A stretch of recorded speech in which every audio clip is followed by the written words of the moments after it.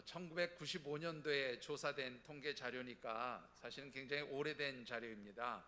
한 26년 전 조사한 통계 자료인데, 우리나라의 한 생명보험 회사가 성인 남녀 952명을 대상으로 해서 이제 당신의 삶은 어떠합니까? 라고 하는 그런 주제를 가지고 이제 조사한 통계 자료가 있습니다.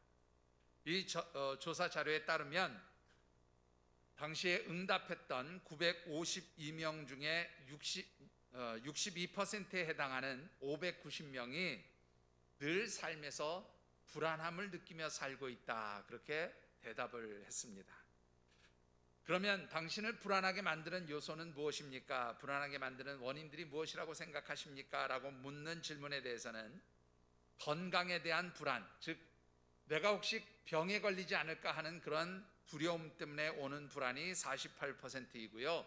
경제적 요인으로 오는 불안, 즉 혹시 내가 경제적으로 힘들고 어려워지지 않을까라고 하는 두려움 때문에 오는 불안이 36%, 그리고 혹시라도 불시에 어떤 사고를 당하지 않을까에 대한 두려움에서 오는 불안이 27%, 그리고 내가 노후에 살 때 충분한 노후 준비를 하지 못하면 내가 노후에 힘들지 않을까 하는 것 때문에 찾아오는 불안이 18%에 해당되어진다라고 그렇게 응답을 하고 있습니다. 자, 그리고 나서 대략 한 26년의 시간이 흘렀습니다. 그렇다면 1995년도에 그토록 불안하고 두려워하던 사람들이 요즘 시대에는 그 불안한 감정들을 다 내려놓고 나는 편안해졌습니다, 평강을 누리며 살고 있습니다, 그렇게 대답을 했을까요? 여러분들은 어떻습니까? 물론 지금부터 25, 6년 전에 내가 무슨 일을 했었는지 그 생각조차 강감하시겠지만 한번 잠시 생각을 해보시죠. 25, 6년 전에 나는 평안했는가, 불안함을 느끼며 살았는가 한번 생각해 보시고 지금은 어떠한가 한번 생각해 보시지요. 사실 모든 것이 더 많이 발전했고 성장했고 풍성해졌어요. 25, 6년 전보다 지금의 삶이 더 넉넉해지고 풍성해진 것은 틀림없는 사실입니다. 그런데 재미있는 것은 사람들은 더 많이 불안해하고 있다는 것이지요.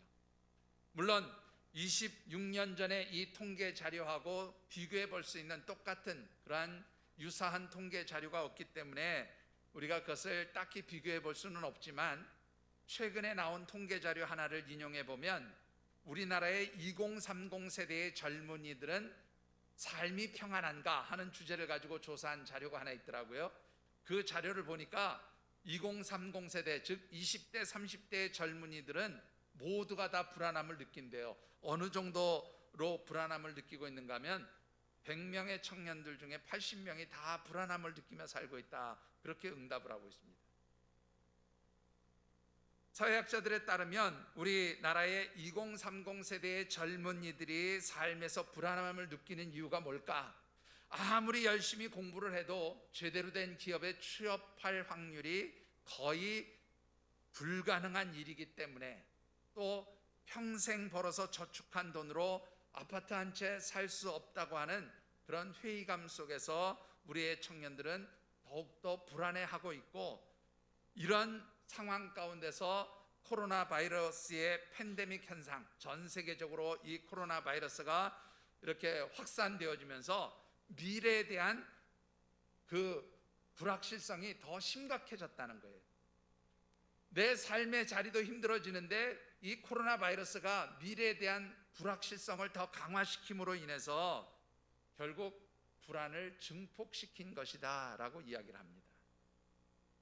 우리 청년들만 그렇습니까? 2030 세대의 청년들 뿐만 아니라 사실은 모든 사람들이 다 불안해하고 있다는 거죠. 그래서 한 사회학자는 뭐라고까지 얘기를 했냐면, 불안 증폭 사회에서 살고 있다, 불안이 계속해서 아주 그렇게 강하게 확장되어지는 시대에 우리 모두가 살고 있다, 그렇게 표현을 하고 있습니다. 그렇다면 이 불안에 대한 어떤 문제들을 해결할 수 있는 방법을 우리가 찾아낸다면 불안하지 않고 평안을 누리며 살 수 있을까요? 알랭 드 보통이라고 하는 프랑스의 유명한 작가가 있습니다. 이 작가는 사실은 세계적으로도 유명한 그런 소설가이고 작가이기도 한데요.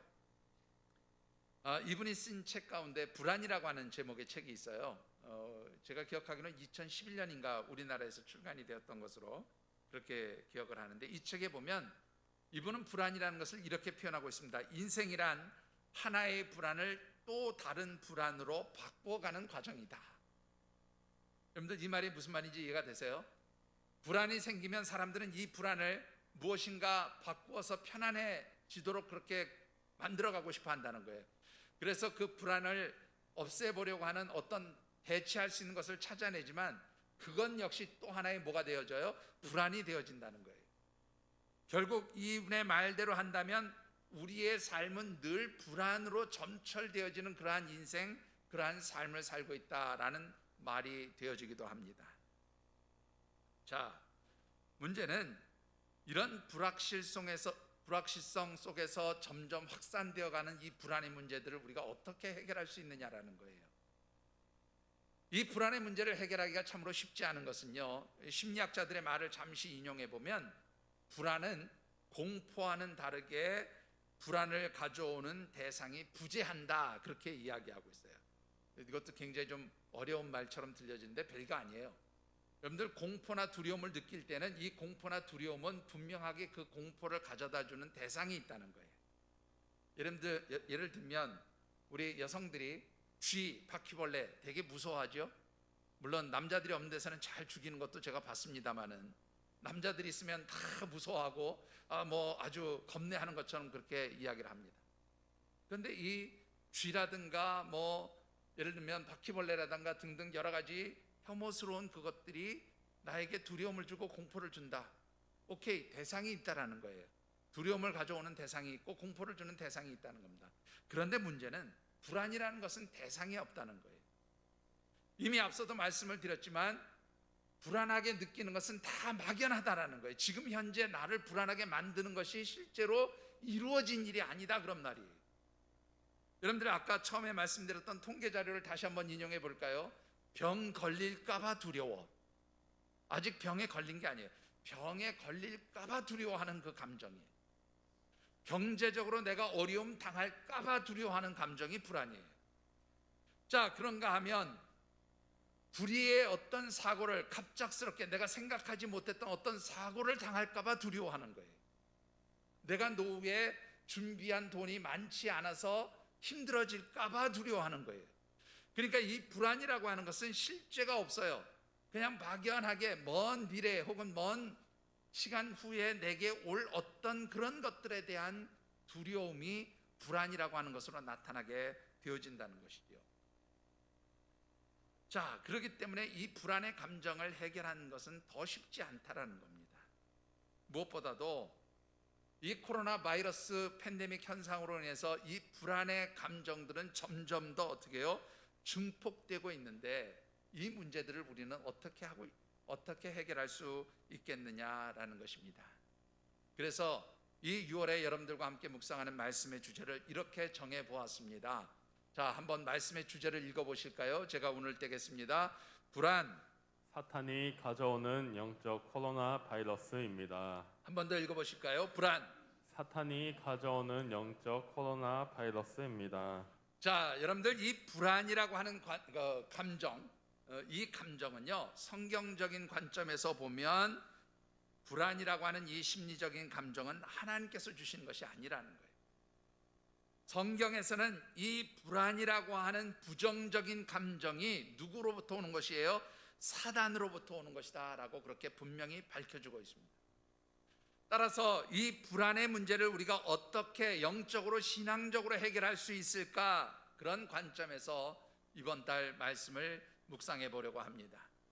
그리고 오늘 첫 번째 주일 여러분들과 함께 나누고 싶은 말씀은 이 불안이라고 하는 부정적인 감정이 왜 오는 것이고 어디로부터 오는 것인가, 이것을 우리 같이 한번 묵상해 보기를 바랍니다. 특별히 6월 한 달 우리에게 주시는 말씀들을 묵상해 가는 가운데 사단으로부터 오는 모든 부정적 감정인 이 불안의 문제들을 여러분들이 잘 해결하고 늘 영적으로 건강한 하나님의 백성, 하나님의 자녀로 살아갈 수 있게 되기를 주님의 이름으로 축원합니다. 자, 오늘 주신 말씀을 통해서 우리가 먼저 묵상해 보고 싶은 것은 왜 우리 삶에 이 불안이라고 하는 부정적인 감정이 생기게 되어지는가 하는 것인데요. 이 불안은요, 사단이 가져다 주는 감정이고 부정적인 감정이고 그것은 마치 바이러스와 같은 것이다, 그렇게 말씀을 드리고 싶습니다. 여러분들 오늘 본문 말씀 가운데 25절의 말씀을 같이 한번 받들어 읽어보시죠. 내가 두려워하는 그것이 내게 임하고 내가 무서워하는 그것이 내 몸에 미쳤구나. 자, 오늘 이 말씀 보시면 25절 먼저 뒷부분을 살펴보시죠. 내가 무서워하는 그것이 내 몸에 묻혔다. 내가 평소에 무서워하고 걱정하던 일이 실제로 내게 닥쳤다라는 말인데요. 내 몸에 닥쳤다라는 말인데, 특별히 이 욥을 무섭게 한 것이 무엇일까? 성경학자들은 바로 자기 몸에 찾아오게 된 질병을 의미하는 것이라고 그렇게 해석을 합니다. 여러분들이 잘 아시는 대로 사단이 욥을 여러 가지 재물로 시험을 하고 또 자녀들의 생명을 거둬감으로써 욥을 시험하지만 욥이 하나님 원망하지 않습니다. 그러니까 이 사단이 다시금 하나님 앞에 욥을 참소하면서 그에게 질병을 가져오게 하지요. 그 질병이 바로 무엇입니까? 온몸에 종기가 나서 질그릇 조각으로 그 종기를 긁어야 그 가려움을 참을 수 있는 그러한 질병 때문에 오는 무서움인 것으로 그렇게 우리가 해석할 수 있습니다. 자, 질병 때문에 오는 무서움, 이것이 욥에게는 힘든 일이었겠지요. 그런데 이 25절 앞에 부분에 보면 또 하나 뭐가 있었어요? 두려워하는 그것이 있었다, 그렇게 말하고 있어요. 그럼 욥이 두려워했던 것은 무엇일까요? 여러분들 원문 성경에 보니까 이 욥이 두려워하는 그것을 원문 성경에 뭐라고 이렇게 표현을 했냐면 파하드티 이렇게 표현했어요. 파하드티. 이건 히브리어 원문을 여러분들에게 외우라는 게 아니라 이 뜻이 뭐냐면 내가 두려워하는 그 두려움, 이런 뜻이에요. 이해가 되세요? 욥이 두려워하는 두려움이 병 때문에, 죽음 때문에, 혹은 돈이 없어졌기 때문에 그래서 두려워한다는 뜻이 아니라 뭔가 막연해요. 어떤 막연한 그 두려움 때문에 내가 두려워한다, 그런 말이에요. 그러니까 이 두려움은 어떤 실체가 있는 두려움이 아닌 거예요. 막연한 거예요. 자, 그래서 욥은 자신을 두렵게 하는 그 어떤 두려움 때문에 내가 두려워졌고, 참 말이 이상하죠. 자기가 평상시에 그냥 뭔가 두렵게 여기고 불편하게 생각하고 힘들게 생각하던 그 어떤 두려움이 실제로 나를 찾아옴으로 인해서 내가 두려워지고 또 내게 있는 이 질병이 나로 하여금 무섭게 만들었다, 그런 말이에요. 자, 문제는 이 두려움의 감정 또 병으로 인해서 생긴 그 무서워하는 생각들이 욥의 마음 상태를 어떻게 만들었느냐라는 거예요. 여러분들 26절을 한번 같이 받들어 읽어보십시다. 26절입니다. 나에게는 평온도 없고 안일도 없고 휴식도 없고 다만 불안만이 있구나. 자, 나에게는 뭐가 없어요? 첫 번째로 평온이 없다. 이 평온이라는 말은 샬라라고 하는 단어를 쓰는데, 여러분들 우리가 흔히 하나님의 평안을 빕니다, 하나님의 평강을 빕니다 할 때 쓰는 샬롬이라고 하는 단어의 변형이라고 보시면 돼요. 말 그대로 그냥 평안, 평강 이런 말이고요. 안일이라고 하는 말은 샤카드라고 하는 단어를 쓰는데, 이 샤카트라고 하는 단어는 분쟁이나 근심, 걱정이 없는 그러한 상태. 걱정거리 없고 근심거리 없고 무슨 전쟁 같은 거 없고, 그러면 어떻게 해요? 여러분들 그냥 편안하잖아요. 그거를 안일이라고 하는 단어로 번역을 했어요. 자, 그런가 하면 휴식이라는 말은 누아흐라고 하는 단어를 쓰는데, 여러분들 이 누아흐라는 말은 노아라는 이름하고 똑같아요. 노아의 이름이 뜻이 뭔지 아시죠? 안식, 그런 뜻인데, 이 누아흐라고 하는 말은 뭐냐면 안전한 장소에서 내가 편안하게 쉬고 있는 거, 이것을 안식이라고 그렇게 휴식이라고 그렇게 표현을 하고 있어요. 자, 즉 평안함도 없고 또 근심 걱정이 없는 그러한 아주 뭐라 그럴까요? 안온한 상태? 그것도 아니고 또 편안하게 자신이 쉴 수 있는 그런 상황도 아닌 어떤 상태가 있다고요? 불안의 상태가 되었다라고 얘기해요.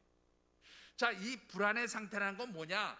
앞서서 말하는 그런 평온이나 안일이나 휴식과는 정반대되어지는 여러 가지 힘들고 어려운 고통, 여러 가지 삶의 문제들로 인해서 내가 너무나 영적으로 정신적으로 혼란스럽습니다라는 말이 바로 이 불안이라는 단어의 의미예요. 자, 여러분들 이 욥의 모습을 보면 그 어떤 두려움, 그것이 어떤 두려움인지 정확하게 나타나 있지도 않아요. 막연한 그 어떤 두려움과 자신의 몸에 있는 질병으로 인해서 그는 어떻게 해요? 불안해졌다라는 말입니다. 불안해졌다. 여러분들 이 불안의 감정 어디서 온 걸까요? 누구로부터 온 것일까라는 겁니다. 여러분들 욥기 2장 4절과 5절의 말씀을 우리 같이 한번 받들어 읽어보겠습니다. 욥기 2장 4절과 5절입니다. 사탄이 여호와께 대답하여 이르되 가죽으로 가죽을 바꾸오니 사람이 그의 모든 소유물로 자기의 생명을 바꿀지라. 이제 주의 손을 펴서 그의 뼈와 살을 치소서. 그리하시면 틀림없이 주를 향하여 욕하지 않겠나이까. 자, 이 말씀은요, 여러분들 잘 아시는 대로 사단이 욥에게 첫 번 시험을 내리죠. 그게 바로 모든 재물을 다 뺏어가고 종들을 다 약탈당하거나 죽게 하고 자녀들마저 다 생명을 잃게 만드는 그런 시험을 이제 욥에게 당하게 하지요.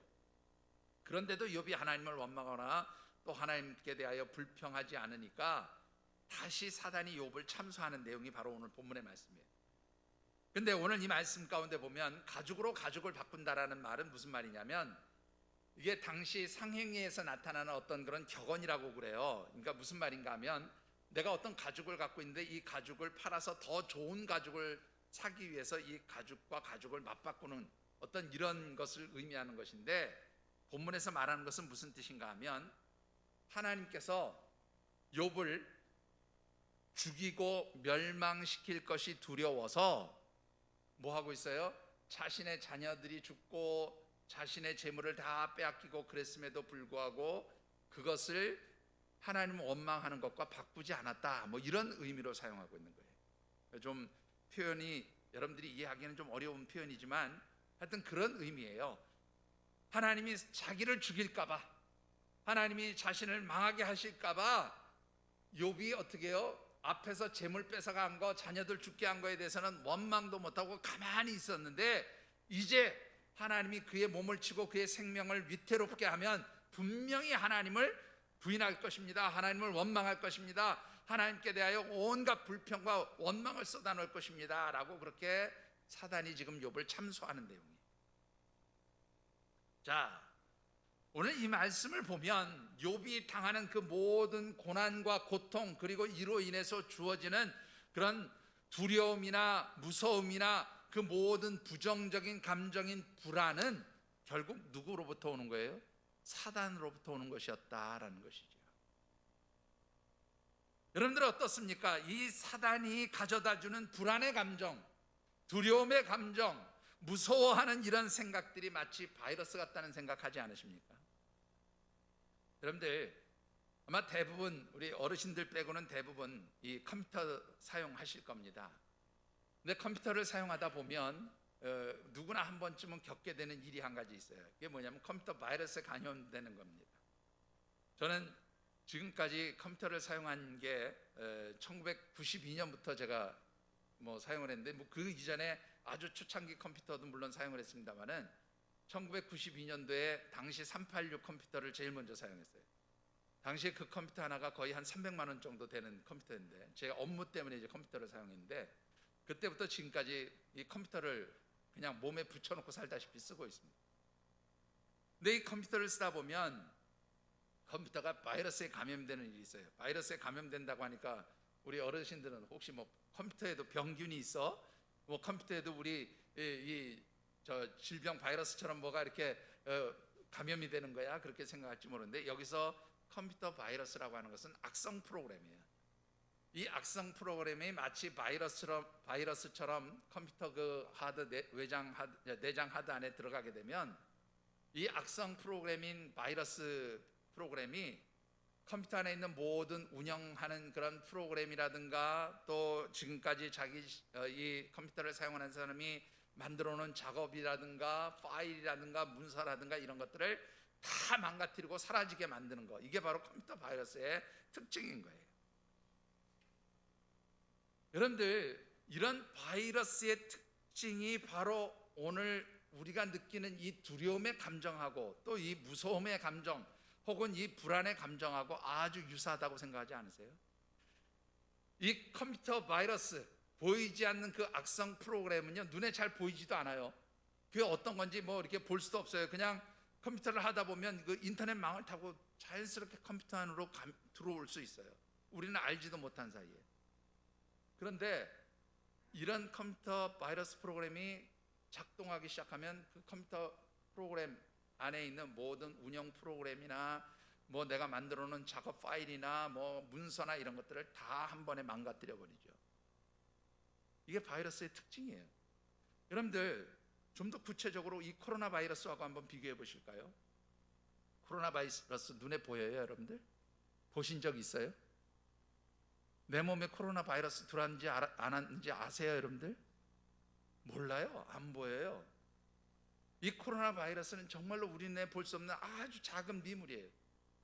그런데 이게 하나 우리 몸에 들어오게 되면 어떻게 이 바이러스 때문에 뭘 잃을 수가 있어요?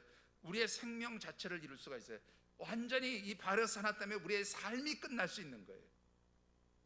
그렇기 때문에 사람들은 이 코로나 바이러스에 의해서 뭐예요? 두려워하는 거죠. 무서워하는 거예요. 불안해하는 거죠. 그러니까 어떻게 해요?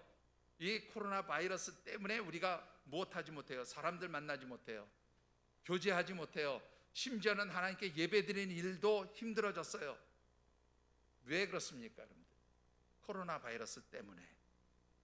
코로나 바이러스가 우리의 모든 일상생활을 하루아침에 다 망가뜨렸어요. 물론 우리가 이 코로나 바이러스의 상황에서 사람들을 만나고 교제하는 일을 중단하고 거리두기 하고 뭐 여러 가지 방역을 하고 또 우리가 청결하게 방역 수칙을 지키고 하는 것이 나쁘다는 얘기가 아니에요. 당연히 그렇게 해야죠. 당연히 그런 방역 수칙도 지키고 청결하게 하고 뭐 거리두기도 하고 다 좋아요. 그런데 중요한 것은 그렇다고 해서 그것 때문에 우리가 불안하고 두려워해야 할 일은 아니라는 거예요. 여러분들 어떻습니까? 그게 불안하고 두려워해야 할 일인가요? 결국 불안하고 두려워한다라는 것은 여러분들 어떻게 해요? 해결책이 없기 때문에 불안하고 두려워하는 거잖아요. 근데 여러분들 어떻습니까? 물론 초기에는 그럴 수 있었어요. 근데 최근에 우리나라에서 좋은 치료약도 나왔다고 하지요. 여러분들 이제는 백신도 나와서 여러분들 백신 맞고 있잖아요. 더 이상 이것 때문에 두려워하거나 불안해하거나 무서워하거나 걱정할 일이 없어요. 그런데 우리는 계속해서 불안해하고 두려워하고 걱정하고 근심하는 거죠. 문제는 이것이 우리의 영적인 것에도 이 불안의 감정이 바이러스처럼 들어오게 되면 우리의 믿음도 우리의 신앙도 한꺼번에 다 무너져 내린다라는 거예요. 불안이라고 하는 이 코로나 바이러스 같은 영적 바이러스가 우리의 믿음 안에, 우리의 신앙 안에 잠식해 들어오면요, 어느새 그랬는지 내가 믿음 없이 하루아침에 내 모든 것들이 다 망가지고 없어져 버리게 된다, 그런 말입니다. 여러분들, 특별히 여러분들을 불안하게 만드는 일이 있다면 더욱더 여러분들이 영적으로 단단하게 무장할 수 있게 되기를 주의 이름으로 축원합니다. 이 불안의 감정이 들어오면, 누가 주는 감정이에요? 사단이 주는 이 불안의 감정이 들어오면 여러분들, 우리가 지금까지 쌓았던 모든 믿음도 신앙도 다 무너져 내리고 말아요. 그래서 여러분들이 분명히 여러분들의 마음을 지키셔야 합니다. 하나님께서 분명히 우리에게 말씀하시는 것은 내가 너희들을 향한 나의 생각을 안 하니 내가 너희들에게 주는 것은 재앙이 아니에요 라고 말씀하셨어요. 망하게 하는 거 아니에요. 죽이려는 거 아니에요. 하나님 우리에게 주시는 감정은 선한 거예요. 살리는 거예요. 우리에게 평강을 주기를 원하시는 것이 하나님의 마음이고 하나님의 생각이에요. 그런데 내가 뭔가 두려워하고 부정적인 생각을 가지면서 망할 것 같다, 힘들어질 것 같다, 어려워질 것 같다, 자꾸 이런 생각하는 것은 이건 누가 주는 생각이에요? 사단이 주는 생각이다, 그런 말이에요. 여러분들 한번 잘 생각해 보세요. 제가 너무나 감사한 것은요, 우리가 코로나 바이러스 발생하고 나서 1년 거의 6개월 가까이 지금 지나고 있어요. 우리 교회 성도들 중에 저희 아이들 둘이 미국에서 생활하다가 코로나 바이러스 걸려서 잠시 들어왔던 건 여러분들이 아시지만, 저희 아이들이 미국 생활하면서 걸린 거 외에 우리 교회 성도들 간에 코로나 바이러스 걸린 사람이 한 사람도 없었어요. 여러분들 어떻게 생각하십니까? 이게 하나님의 도우심과 기적 아니에요? 여러분들 이럴 때 아멘이 안 나와요. 참. 여러분들은 어떻습니까? 이게 바로 하나님의 은혜고 하나님의 축복이고 하나님의 보호하심인 줄 여러분들 믿으십니까? 여러분들 이게 바로 하나님의 백성들이 살아가는 방식인 거예요. 이게 바로 우리의 삶인 거예요.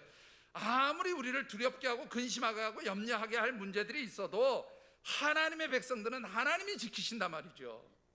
그렇기 때문에 두려움이 없는 거예요. 불안해하지 않아도 되는 거예요. 설사 내가 그 코로나 바이러스에 걸렸을지라도 하나님 그것을 통해서 나를 이기게 하시는 그런 역사를 주시는 줄 믿습니다. 저희 아이 큰놈 원준이 아시죠? 이 녀석이 미국에서, 지금 미국에서는 얼마든지 이 백신을 맞을 수 있는데 백신 맞으라고 그래도 안 맞아요. 왜 안 맞냐 그랬더니 한마디 딱 하더라고요. 하나님이 나에게 항체를 주시기 위해서 병에 걸리겠는데 내가 굳이 그 백신을 맞을 필요가 있습니까? 뭐 더 이상 할 말 없더라고요. 하나님은 자기 앓게 해주셔서 항체가 생겼는데 내가 왜 그것 때문에 걱정하냐 이거예요. 제가 아들이지만 제가 참 믿음이 네가 나보다 낫다, 제가 웃으면서 그랬어요. 여러분들 어떻습니까? 하나님의 백성들에게는 이 코로나 바이러스 같은 건 문제되지 않아요. 여러분. 두려워하지 않게 되기를 주의 이름으로 축원합니다. 염려하지 않기를 바랍니다. 여러분들 그것 때문에 불안해하는 것이 바로 불신앙이에요. 자, 여러분들 이런 불안 바이러스, 영적 코로나 바이러스인 이 불안의 감정이 우리 가운데 감염되어지면 여러분들 어떤 일이 벌어지는가 한번 보시죠. 두 가지의 현상이 나타나요. 첫 번째 현상은 뭐냐면 절망하게 됩니다. 본문 21절과 22절을 우리 같이 한번 받들어 읽어보시죠. 이러한 자는 죽기를 바라도 오지 아니하니 땅을 파고 숨긴 보배를 찾음보다 죽음을 구하는 것을 더하다가 무덤을 찾아 얻으면 심히 기뻐하고 즐거워하나니. 자, 여러분들 이 말씀을 좀 설명을 드려야 되는데요. 여러분들 옛날에 고대에서는요, 왕이나 귀인들, 귀족들이 죽으면 이제 무덤에 묻잖아요. 그럼 무덤에 묻을 때에 이들이 평상시에 가지고 있던 보화나 여러 가지 좋은 물건들을 같이 묻었어요. 이거를 보통 순장제도라고 그래요. 이 중국 같은 데는 심지어 그 사람이 평소에 거느리고 살던 하녀, 하인 이런 사람들도 다 무덤 속에 갖다 집어넣어 버렸어요. 이유는 딱 한 가지예요. 죽은 이후에 그 지하 세계에서도 이 세상에서처럼 왕처럼 귀인처럼 살라고 하는 그런 의미를 담아서 다 순장시켜 버렸죠. 그러니까 거기에는 뭣도 있어요? 보물들도 같이 들어간단 말이에요. 그런데 재미있는 것은 뭐냐면 이 도굴꾼들이 말이죠, 그런 귀인들의 무덤, 왕들의 무덤을 찾아가지고 그 뭐예요? 그거를 파내는 거죠. 도굴해가지고 거기 비싼 보화들을 끄집어내는 거예요.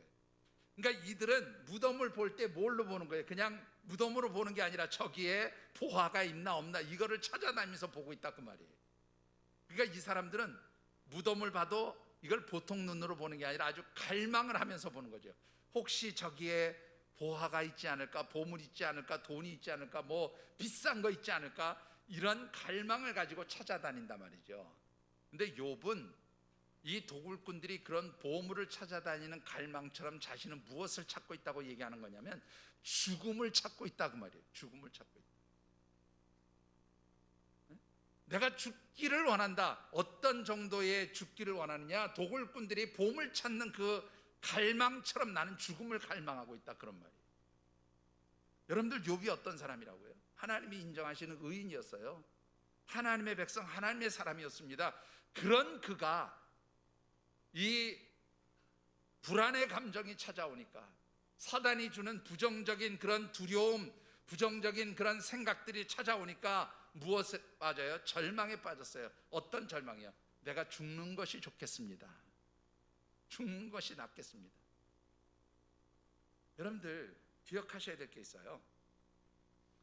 이런 부정적인 감정들은요, 욥만 당한 게 아니에요. 여러분들 엘리야를 한번 생각해 보시죠. 엘리야가 얼마나 능력 있는 하나님의 사람이었어요. 그런 엘리야도 결국은 이 부정적인 불안의 감정, 두려움의 감정이 찾아오니까 광야 로뎀나무 아래 가서 누워가지고 뭐라고 해요? 하나님, 이젠 족합니다. 나는 내 조상들보다 낫지 못하니까 이제 내 영혼을 불러가세요. 여러분들, 믿음의 사람들은요, 이런 부정적인 생각, 절망의 생각을 하지 않게 되어져요. 왜? 하나님이 있으니까, 하나님 바라보니까. 그런데 욥이 지금 이 부정적인 생각이 들어오니까, 잠시 후에 다시 말씀드리겠습니다. 뭐가 보이잖아? 하나님이 보이지 않겠잖아. 그래서 불안해지는 거예요. 자, 두 번째로는요, 어떤 현상이 나타나는지 한번 살펴보시죠. 여러분들 24절의 말씀을 같이 받들어 읽어보세요. 나는 음식 앞에서도 탄식이 나며 내가 앓는 소리는 물이 쏟아지는 소리 같구나. 자, 음식 앞에서 탄식이 난다라는 말을 원문 성경 그대로 표현하면 음식을 먹어야 되는데 밖에서부터 탄식이 먼저 내 입으로 들어온다, 그런 말이에요.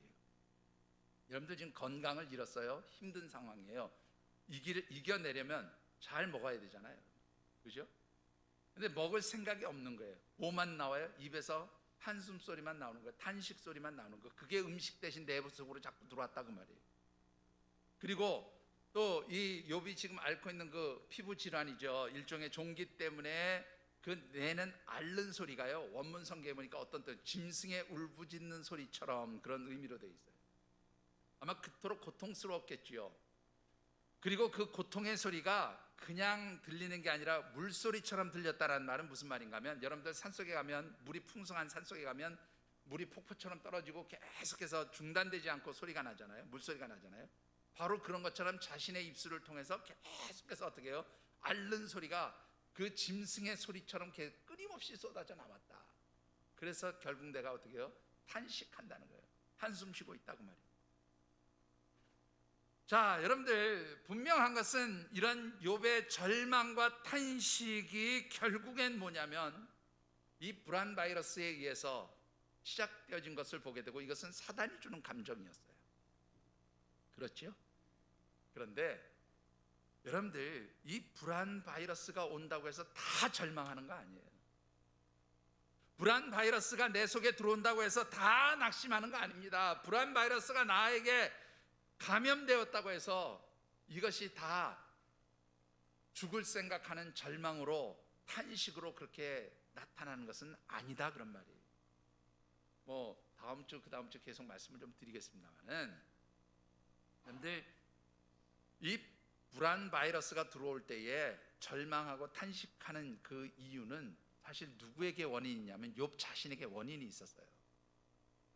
어떤 원인이 있었을까요? 첫 번째는요, 이 바이러스에 감염되면서 욥이 자기에 대해서 집착하기 시작하기 때문에 나타나는 현상이에요. 자, 여러분들 24절로부터 26절을 한번 같이 받들어 읽어보겠습니다. 24절에서 26절입니다. 나는 음식 앞에서도 탄식이 나며 내가 앓는 소리는 물이 쏟아지는 소리 같구나. 내가 두려워하는 그것이 내게 임하고 내가 무서워하는 그것이 내 몸에 미쳤구나. 나에게는 평온도 없고 안일도 없고 휴식도 없고 다만 불안만이 있구나. 여러분들 이 짧은 세 절의 말씀 안에요, 한번 보세요. 나는, 내가, 내게, 계속해서 뭐예요? 나는, 내가, 내게, 자기만 보이는 거예요. 자기만 보이는 거예요. 여러분들 한번 1장을 잘 읽어보세요. 욥이 이런 고난과 어려움을 당하기 전에 누구를 의식하면서 살았던 사람인가 하면 하나님을 의식하면서 살았던 사람이에요. 그래서 자녀들이 자기들끼리 모여서 즐겁게 연애를 베풀고 놀다가도 혹시 하나님 앞에 죄를 범할까 싶어서 하나님을 의식하면서 그 자녀들을 위해서 하나님 앞에 예배드리고 제사드렸던 사람이에요. 하나님을 의식하면서 살았던 사람, 하나님을 바라보며 살았던 사람이에요. 그런 욥이 하루아침에 뭘로 바뀌었어요? 하나님이 아닌 자기가 보이기 시작하는 거예요. 그러니까 어떻게 해요? 두려워지는 거죠. 하나님이 아닌 환경이 보이기 시작하는 거예요. 하나님이 아닌 내 생각, 내 의지, 내 뜻으로 문제를 해결하려고 하니까 낙심하고 좌절하고 절망하게 되는 거예요. 여러분들 여러분들에게 불안한 생각이 찾아오고 두려움의 생각이 찾아오고 여러 가지 부정적인 생각을 사단이 가져다 줄 때 여러분들이 기억하셔야 될 것은 누구를 바라보는 거예요? 하나님 바라보시게 되기를 주의 이름으로 축원합니다. 하나님을 바라보는 사람들은 두려움이 없어요. 왜요? 하나님은 우리가 가지고 있는 문제, 환경, 상황, 내 형편보다 더 크신 분이세요. 하나님 그 모든 것들을 다스리고 통치하시는 분이세요. 그러니까 하나님이 해결하신다고 믿으면 그걸로 끝나는 거예요. 여러분들, 두 번째로 욥에게 이런 사단이 가져다주는 이런 불안 바이러스, 이 불안의 생각과 감정들이 또 들어와서 그것이 작용하게 되어지는 이유 중에 하나는 부정적인 생각 때문이에요. 부정적인 생각 때문에. 여러분들 11절과 12절을 같이 한번 받들어 읽어보겠습니다. 11절과 12절입니다. 내가 태에서 죽어 나오지 아니하였던가? 어찌하여 내 어머니가 해산할 때에 내가 숨지지 아니하였던가? 어찌하여 무릎이 나를 받았던가? 어찌하여 내가 젖을 빨았던가? 자, 여기 보시면 어찌하여 몇 번 나와요? 예? 어찌하여라는 말이 꽤 여러 번 나와요. 그죠? 자, 그런가 하면 여러분들 그 23절에도 20절에도 어찌하여라는 말이 나오죠. 여러분들 이 어찌하여라는 말이요, 히브리어 원문에 보면 람마라고 하는 단어를 쓰는데 이게 이제 부정적인 것을 물을 때 사용하는 의문 대명사예요. 긍정적인 게 아니라 부정적인 것을 물어볼 때 사용하는, 이건 뭐가 아니지요? 이런 식으로 물어볼 때 사용하는 단어가 바로 이 어찌하여라는 단어, 람마라고 하는 단어인데요. 이 부정적인 것을 물어볼 때 사용하는 이 람마라고 하는 단어 뒤에 뭐가 붙었냐면 로라고 하는 단어가 붙어 있어요. 이 로라고 하는 단어는 뭐냐면 히브리어의 문장과 구문 중에서 이 로라고 하는 단어가 딱 튀어나오면 이 문장은 뭐예요? 절대적으로 다 부정적인 거예요. 절대적으로 다 부정적인, 긍정적인 게 요만큼도 없는 것을 나타낼 때, 아주 강한 부정적 의미를 나타낼 때 사용되는 단어가 이 로라고 하는 단어예요. 그러니까 지금 이 욥이 말하는 것은 뭐냐면 다 뭐예요? 내가 어찌하여 살아있을까? 내가 왜 이렇게 되었을까? 내가 뭐 이렇게, 내가 어쩌다 다 뭐예요? 부정적인. 지금까지 내가 살아온 시간도 부정하는 것이고요, 지금까지 내가 하나님 주신 은혜로 누렸던 것도 다 부정하는 것이고, 모든 것들을 다 부정하는 부정적 사고에 사로잡혀 있었던 것을 보게 됩니다. 여러분들, 바로 이런 부정적 사고에 사로잡혀 있거나 또 어떻습니까? 나에게 집착되어 있으면 이게 바로 사단이 틈타는 하나의 약점이 되어지는 거예요. 사단은 이런 것들을 기가 막히게 잘 노려요. 그래서 그것을 파고 들어와서 우리에게 그런 부정적인 생각, 불안의 감정들, 이런 하나님이 기뻐하시지 않는 생각을 우리에게 던져놓는다는 거예요. 여러분들, 이 욥이 이렇게 부정적인 생각을 가지게 된 이유가 뭘까요? 또 이렇게 자기만을 자꾸 바라보게 되는 그런 자기 집착에 빠지게 된 이유가 뭘까요? 25절을 다시 한번 보시죠. 25절 같이 받들어요. 내가 두려워하는 그것이 내게 임하고 내가 무서워하는 그것이 내 몸에 미쳤구나. 자, 여러분들 이 말씀 잘 생각해보세요. 내가 두려워하는 그것, 내가 무서워하는 그것이 지금 내게 왔구나, 이런 말이에요. 이 말은 뭐냐면 평상시에 내가 뭐 하던 게 있었어요? 두려워하던 것이 있었단 말이에요. 평상시에 내가 무서워하던 것이 있었단 말이에요. 예를 들면 평상시에 내가 병 걸리면 어떻게 할까, 이렇게 생각했단 말이에요. 그걸 무서워했단 말이에요. 평상시에 내가 어려움이 오면 어떻게 할까, 그것 때문에 걱정하고 염려했다는 거예요. 평상시에 내가 뭐가 어떻게 되면 어떻게 될까, 이런 부정적인 생각을 했다라는 거예요. 여러분들 무슨 말이 이해가 되세요? 평상시에 욥이 믿음이 있었던 것 같지만 사실은 어떤 면에서 보면 믿음이 그렇게 하나님 보실 때 완벽한 믿음이 아니었어요. 하나님을 절대적으로 신뢰하는 믿음이 아니었다, 그 말이에요. 그렇기 때문에 욥이 나중에 가서 뭐라고 고백해요? 내가 고난을 당하기 전에는 하나님께 대하여 뭐로만 들었어요? 귀로만 들었었더니 이제는 내가 이 고난을 통해서 이 여러 가지 일들을 통해서 내가 이제는 눈으로 하나님을 배웠습니다. 하나님을 만났다는 거예요. 하나님 체험했다는 거예요. 하나님 경험했다는 거예요. 확실한 믿음이 생겼다고 말이에요. 여러분들 정말로 이 우리가 믿음 생활을 한다고 하지만 그 믿음 생활을 한다고 생각하면서 내가 믿음의 사람이라고 생각하면서도 혹시라도 아이고 내게 이러이러한 일이 생기면 어떻게 하지? 내가 병에 걸리면 어떻게 하지? 내 사업이 망하면 어떻게 하지? 내가 뭐 하면 어떻게 하지? 뭐 하면 어떻게 하지? 뭐 하면 어떻게 하지? 뭐 하면 어떻게 하지? 이런 생각들이 바로 여러분들의 삶에 그런 일들을 가져오게 만드는 사단의 역사를 불러온다 그 말이에요. 여러분들 믿음의 사람은 그런 부정한 생각들, 그런 생각들을 하지 않는 줄 믿습니다. 왜요? 하나님은 그런 것 우리에게 주시지 않는다고 말씀하시기 때문에. 아니 설사 우리에게 그런 어려움 시험을 주신다고 할지라도 하나님께서 뭐라고 말씀하셨어요? 분명히 말씀하셨어요. 너희가 감당할 만한 시험에는 주시지 않는다 분명히 말하고 있어요. 여러분들의 삶의 자리에 부딪혀오는 여러 가지 문제들에 대해서 여러분들이 근심하지 않게 되기를 주의 이름으로 축원합니다. 두려워하지 않게 되기를 바랍니다. 그래야 이 사단이 주는 불안의 바이러스, 불안의 두려움을 이겨낼 수 있는 줄 믿습니다. 자, 어떻게 하면 이런 불안 바이러스에서 벗어날 수 있습니까? 여러분들 똑같은 일들을 보면서 어떤 시각으로 보느냐가 굉장히 중요해요. 믿음의 시각으로 여러분들이 모든 것을 바라볼 수 있게 되기를 바랍니다. 여러분들 20절과 우리 23절을 같이 한번 받들어 읽어보겠습니다. 먼저 20절입니다. 어찌하여 고난 당하는 자에게 빚을 주셨으며 마음이 아픈 자에게 생명을 주셨는고. 자, 이 얘기부터 정리하고 가죠. 고난 당하는 자에게 빛을 주셨으며 마음이 아픈 자에게 생명을 주셨는고, 그 다음에 그 뒤에 21절과 연결이 되어져요. 이러한 자는 죽기를 바라도 오지 아니하니, 그렇게 표현되지요. 이게 무슨 말인가 하면 고난을 당했어요.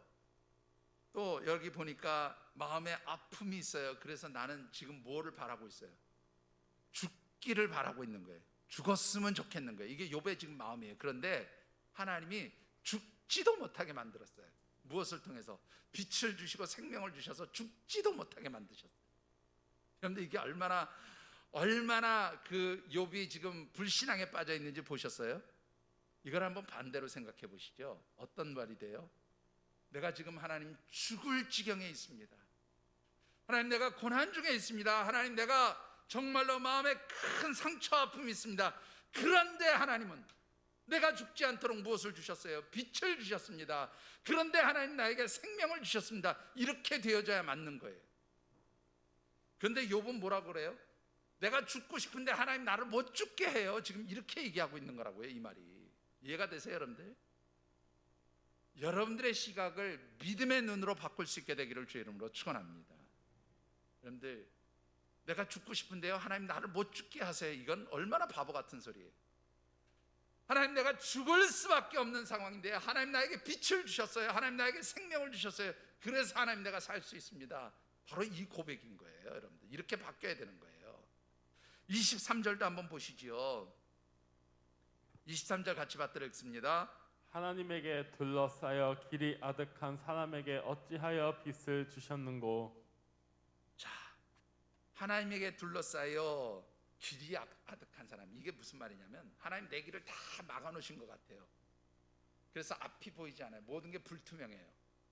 나갈 길이 안 보여. 그냥 다 캄캄해서 이제 죽을 것 같은 상황이 된 거예요. 그런데 하나님 그 속에 무엇을 주셨어요? 빛을 주셔서 그 캄캄하고 막혀져 있는 것 같은 것 가운데, 그런 상황 가운데 하나님이 길을 보여주시다 그 말이거든요.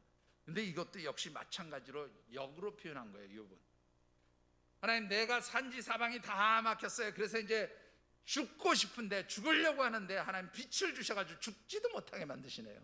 이런 표현인 거예요. 여러분들 어떤 게 믿음의 생각이고 어떤 게 믿음의 고백입니까?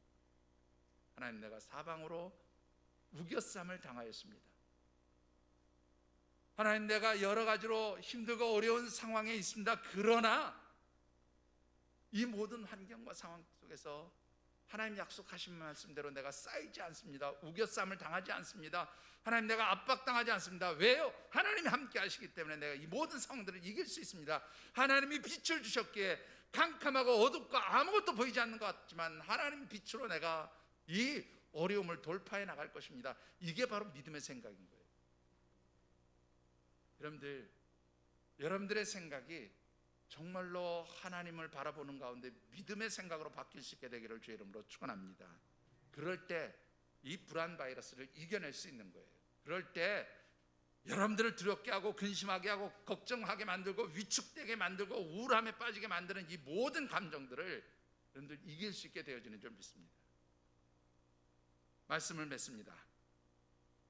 타워 광명내과라고 하는 병원이 도곡동에 있어요. 아주 유명한 병원입니다. 이 병원의 원장이 박영준 박사인데, 이분 굉장히 독실한 크리스천이고요, 신앙인입니다.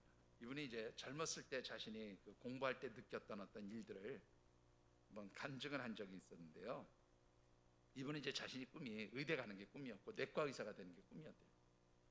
정말로 열심히 공부해서 학교에 이제 의대에 합격을 하고, 또 당시에 이 내과 전문의가 되려면 120명 중에서 15등 안에 들어가야 이 내과 전문의가 될 수 있었다고 그래요. 그래서 정말로 공부 열심히 해가지고 내과 전문의 과정에 이제 합격도 한 거예요. 그래서 인턴 생활을 시작하면서 이제 교수님들부터 스승님으로부터 이제 환자들을 돌보고 치료하고 이 병을 고치는 여러 가지 그 이제 기술들, 지식들을 배우는데 하다 보니까 너무 힘들더라는 거죠. 뭐 일주일에 한 번은 그만두고 한 달에 한두 번 집에 가볼까 말까, 또 뭐 맨날 환자들 돌보고 이 환자들 그 질병의 상황들을 쭉 차트로 작성하는 거 하고, 또 그것 때문에 교수님들한테 까지기도 하고 야단도 맞고 뭐 이러면서 몸은 피곤하지요, 지치지요. 거기다가 교수님들로부터 받는 그 압박과 스트레스는 말로 표현하지 못하겠지요. 그러다 보니까 점점점 자기의 마음속에 불안함이 생기더라는 거예요. 그리고 그 불안함 때문에 초조함이 같이 생기면서 내가 의사가 과연 될 수 있을까? 내가 의사가 된다고 해도 좋은 의사 될 수 있을까? 이런 아주 부정적인 감정에 사로잡히면서 나중에는 내가 행복할 수 있을까? 이런 생각까지 들더라고요. 결국은요, 이런 부정적인 생각 때문에 병이 걸렸는데 바로 뭐냐면 불안신경증이라고 하는 병이 생겨가지고, 여러분들 그 인턴 과정이나 이런 거 할 때 병원 빠지면 큰일 나잖아요. 하루라도 안 나고 혼나잖아요. 근데 일주씩이나 아예 무단 결근하고 나가지도 않고 그러고 있었다는 거예요. 막 너무 힘들어하는데 어느 날 집에서 그 일주일 중에 하루에 어느 날 갑자기 주일학교 때 선생님이 읽어주셨던 말씀이 하나 생각났대요. 갑자기 마치 옛날 얘기처럼 그렇게 해주면서 공과 공부 시간에 들려줬던 말씀인데, 바로 이사야 41장 10절에 말씀하시죠. 여러분들, 두려워 말라, 놀라지 말라. 내가 너와 함께함이라. 나는 네 하나님이 됨이라. 내가 너를 굳세게 하리라. 참으로 나의 의로운 손으로 너를 붙들고 도와주리라 하는 바로 그 말씀이 떠오르는데, 그 말씀이 딱 들어오는 순간에 지금까지 자기가 그렇게 쌓아뒀던 모든 불안이 눈 녹듯이 싹 사라져버리더라고요. 완전히 없어져 버리는 거예요. 그리고 그 한마디의 말씀을 붙들고 지금까지 자신은 말씀 안에서 두려움 없이, 근심 없이, 걱정 없이 살아가고 있다, 그렇게 말하고 있어요. 그리고 그 말씀을 붙들고 인턴 과정은 물론이고 레지던트 과정, 그리고 또 암센터에서 일하는 그런 모든 과정들을 마치고 뉴욕 주립대학 안에 있는 그 암 연구센터에 가가지고 공부를 해서 이분이 암 전문 의사가 되었죠. 특별히 이분은 양방과 한방을 접목시켜서 암을 치료하는 그런 방법을 개발한 분으로 아주 유명하기도 합니다. 여러분들, 하나님 말씀을 붙들고 사는 사람, 하나님을 바라보고 사는 사람들은 환경과 상황과 형편에 좌우되지 않아요. 사단이 주는 어떤 두려움의 생각도, 어떤 불안의 생각도, 어떤 부정적인 생각도 능히 이길 수 있게 되어지는 줄 믿습니다. 여러분들이 하나님 주신 말씀 안에서 정말로 이 불안의 시대, 불안이 증폭되어지는 이 세상 속에서 하나님의 백성으로서 당당하게 두려움 없이, 염려 없이, 불안하지 않고 그렇게 살아가시는 아름다운 역사가 있게 되기를 주님의 이름으로 축원합니다. 기도하겠습니다. 특별히 오늘 주신 말씀을 붙들고 우리 하나님 앞에 여러분들 각자 느끼고 깨닫는 대로 결단하며 기도하는 시간 같습니다. 하나님, 참으로 우리가 믿음 있다고 생각했지만 이 코로나 바이러스의 상황 때문에 근심했습니다. 두려워했습니다. 때로는 하나님 염려하고 또 그래서 불안해했음을 고백합니다. 그러나 하나님, 이제 주시는 말씀 붙듭니다. 하나님 말씀을 통해서 우리가 이 모든 불안과 두려움의 부정적인 감정들을 떨쳐버리게 하시고 이런 생각들을 가져오는 사단을 물리치게 하시고 우리 하나님의 백성으로 하나님의 자녀로서 정말로 어디에서든지 용기 있고 담대하게 정말로 당당한 하나님의 백성으로 살아갈 수 있도록 하나님 저희들을 축복해 주시옵소서. 오늘 주신 말씀 붙들고 잠시 결단하며 기도하는 시간 같습니다. 사랑의 아버지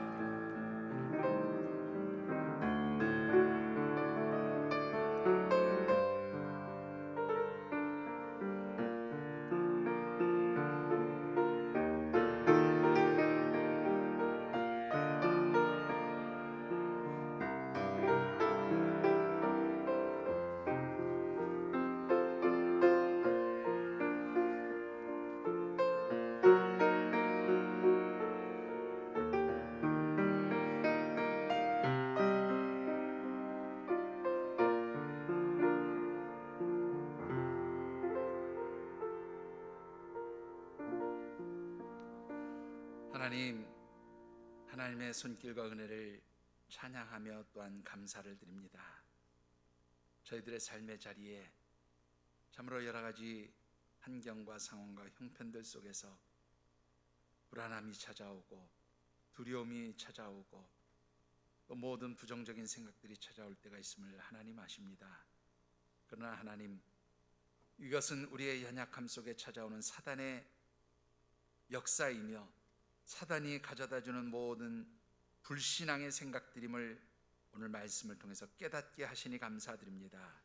하나님, 이 시간 저희들이 하나님 바라보고 의지하면서 저희들의 마음과 생각을 지킬 수 있게 하여 주시옵소서. 우리가 불안하고 두려운 일들이 생길 때에 참으로 감사함으로 하나님께 우리의 구할 것을 아뢰을 수 있는 믿음을 주시고, 그리할 때 하늘의 평강이, 우리 하나님의 평강이 우리의 마음과 생각을 지키게 하심으로 말미암아 어떠한 불안의 생각, 사단이 가져다주는 모든 부정적인 생각들을 능히 물리치게 하시고 하나님의 백성답게 당당함으로 살아갈 수 있도록 축복하여 주시옵소서. 하나님 도우시고 또한 함께 하시는 줄 믿습니다. 하나님 저희들을 도와 주시옵소서.